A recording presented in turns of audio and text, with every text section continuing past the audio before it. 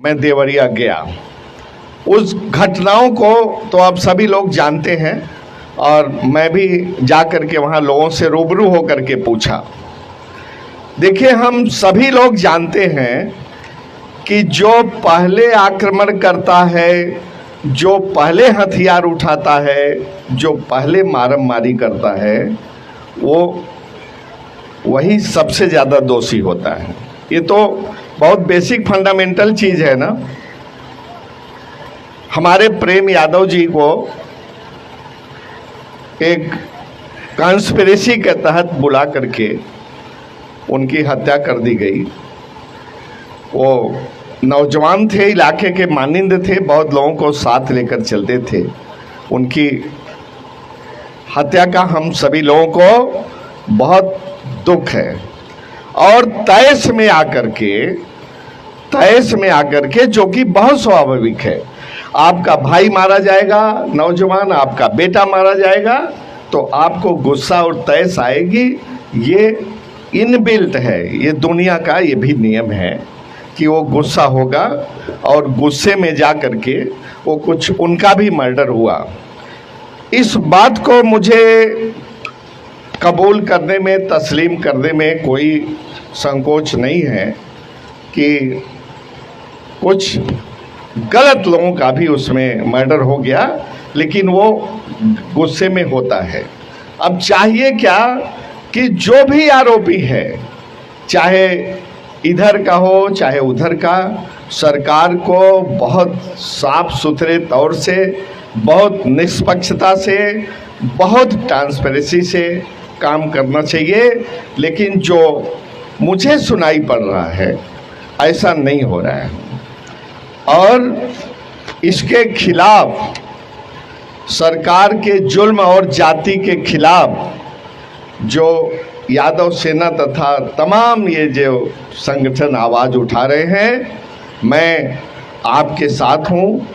आपकी आवाज़ में अपनी आवाज़ मिलाता हूँ और जब भी ज़रूरत पड़ेगी तो इसी तरह से बिना बुलाए आपके बीच में आकर के खड़ा रहूँगा। एक दो चीज़ें बताता हूँ। अभी कुछ दिनों पहले आपने अतीक कांड सुना होगा। क्या था अतीक कांड? अतीक अहमदाबाद की जेल में बंद थे। अतीक को भाजपा के ही कुछ लोग इलाहाबाद जेल नहीं ले आए। उनसे कुछ उनका कंप्रोमाइज हुआ कि वो कुछ अपनी राजनीतिक मदद के लिए ले आए थे यही लोग इलाहाबाद जेल में। अब सुनिए, राजू पाल का मर्डर हुआ और अतीक आईपीसी के धारा 120B 120 साजिश की धारा होती है। मर्डर करने वाला और होता है, लेकिन किसी ने साजिश किया तो उसका भी जुर्म उतना ही माना जाता है। अब देखिए क्या है कि राजू पाल एक मर्डर का गवाह था और जिसकी जान की रक्षा करना ये सरकार का काम था। ये किसी ने नहीं कहा कि इसमें सरकार फेल हो गई। क्यों? क्योंकि राजू पाल की जो हत्या हुई वो एक शर्मदीद गवाह था और उसकी रक्षा करना, उसकी जान की हिफाजत करना ये सरकार का काम है। वहाँ फेल हो गई। अब अतीक अहमद ने कैसे 120B किया? भाई, अतीक अहमद जेल में थे।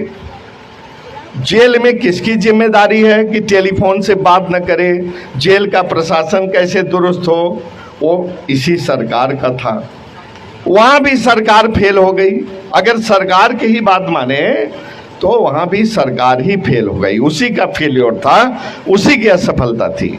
लेकिन क्या है, मैं देखता हूँ अपोजिशन में भी ये बात जो है, जो बेसिक बात है, वो नहीं आती उठाए।